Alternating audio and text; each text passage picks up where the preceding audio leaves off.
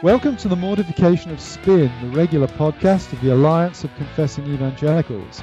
I'm your host, Carl Truman, Professor of Church History at Westminster Theological Seminary in Pennsylvania, and I'm here with my co-host, Todd Pruitt, Pastor-elect of Covenant Presbyterian Church in Harrisonburg, Virginia. This is the first of a new series of Mortification of Spin podcasts. They're going to be shorter. They will come out on alternate weeks. They'll be about 10 minutes long, and we're calling them bully pulpits. They're intended to be short, sharp, shock type of things. We're doing these because of popular demand. We've had, in fact, a letter from a Mrs. Mary Pruitt from Missouri, who has requested that she would like to hear more of her son Todd, and we are most happy to be able to oblige Mrs. Pruitt on that. So great to have you with me again, Todd. Yeah. Well, you know, I if it weren't for my mom, we would have just under a dozen listeners. So I'm grateful that she's on board there. And so we're doing this large Catholic family. Right. Well, we're doing this long distance, and you're there in Pennsylvania. I'm here in my well-armed bunker in the Shenandoah Valley in Virginia, and newly a part of a Presbyterian church. I'm not going to be able to actually call myself the pastor, as you pointed out in the introduction, until I get through all of the obstacles that Presbytery puts up, which is ultimately a good thing. Yes, this is the Southern Baptist Convention. Not even in the PCA. That's right. They're, they seem to be interested in the qualifications of pastors. So it's a pretty thorough process, and it's been refining, but it's been good. So. Fortunately, the Alliance of Confessing Evangelicals, with their extremely deep pockets, has been able to afford for us state-of-the-art equipment so that we can do this via computer and all that good stuff. So, indeed, I'm wearing my Britney Spears headphones and microphone at the moment.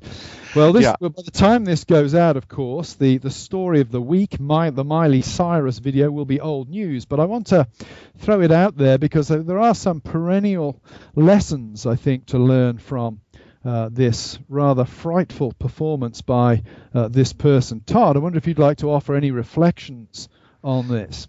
Yeah. It was shocking. I didn't watch the video, I think, for good reason, but I did see some of the photographic stills, and it is a sad thing. I've read a lot of commentary that's come out on it. Some, I think, thoughtful and well done.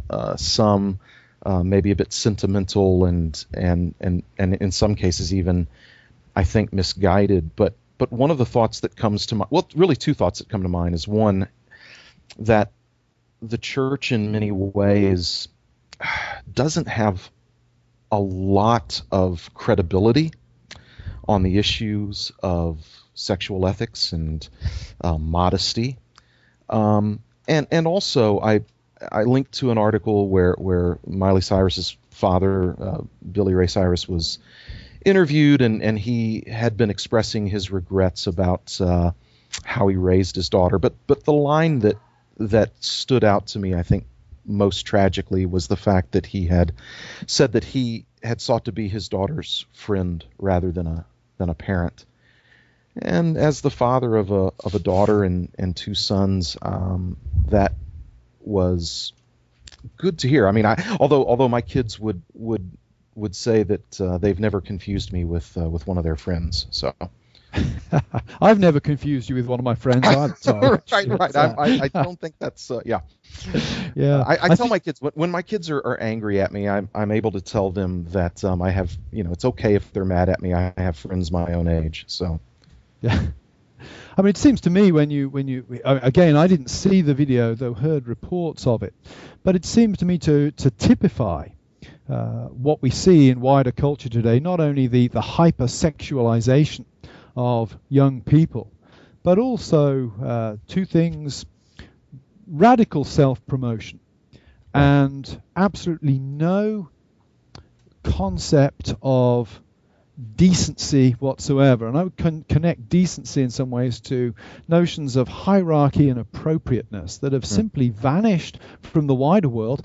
And I think by and large are vanishing from the church as well. The church, in its desperate attempt to not to lose people, to be a big player within the culture, quite frankly, often represents precisely the same kind of self-promotion that we've seen in this video, when pastors are coming into churches on motorbikes, on zip lines, when pastors are writing explicit books on sex and then going around the country in buses to promote them.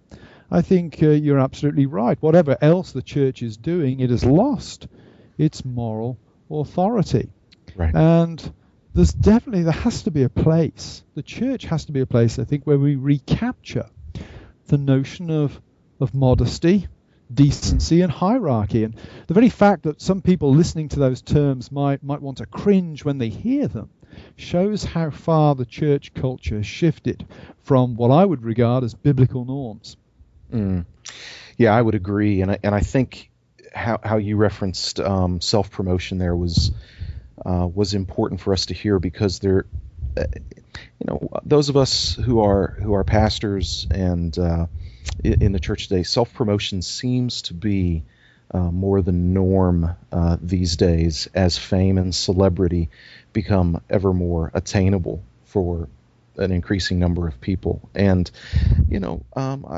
Miley Cyrus and her family, they had attended a large evangelical church for some time in California. I'm speculating, but I wonder what was learned there.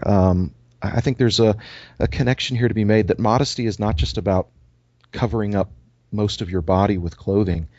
It has something to do with the way we promote ourselves. Are we modest in what we say about ourselves and in what we seek to attain? And what my concern is that oftentimes evangelicals might look at a situation like this with Miley Cyrus and not so much have a problem with the self-promotion as much as the skin and the movements, but really central to that, the deeper problem is this lust for fame, lust for recognition. I mean, I would say if you look at pornography, there are many aspects to pornography, but at least two of them seem fairly obvious to me. One is the sexually explicit nature of it. But in a more subtle way, there is the erosion between the public and the private, when that which should really be very private and intimate has become something for public display. And on that level, I think Christians who, catalogue every private detail of their lives on Twitter, and there are pastors out there, well-known pastors, with tens of thousands of tweets about their thoughts on just about everything. Well, when do they get the time to do this stuff if they're pastoring competently? But secondly, do they not realize that they are actually a constitutive function of precisely the same kind of culture where pornography thrives, where privacy, the whole notion of privacy, decency, decorum, has been abolished essentially. Yeah. And as a pastor, I know what it's like for people to want to hear me say more and more and more about my life from the pulpit, and I resist that, not because of shame, but because I don't want the pulpit, I don't want the preaching ministry to be about me and the details of my life. I don't go before God's people on the Lord's Day to do group therapy with myself as the main patient.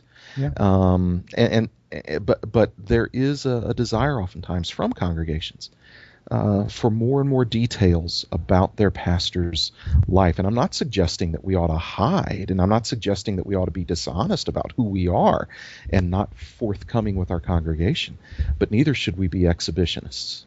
Yeah. Well, there you have it. That is today's bully pulpit.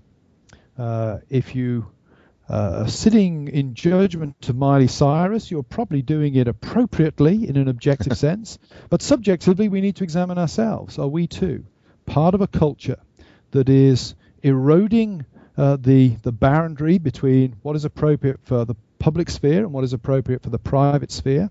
And in doing so, are we just as guilty as the pornographers and the Miley Cyruses out of there for undermining the church culture in which we find ourselves? Well, this has been the Mortification of Spin, Bully Pulpit. I've been delighted to be your host, Carl Trueman, along with my friend Todd Pruitt. Please look out for our longer podcast, which will be out a week today. And also visit our website, mortificationofspin.org. Thanks very much for being with us.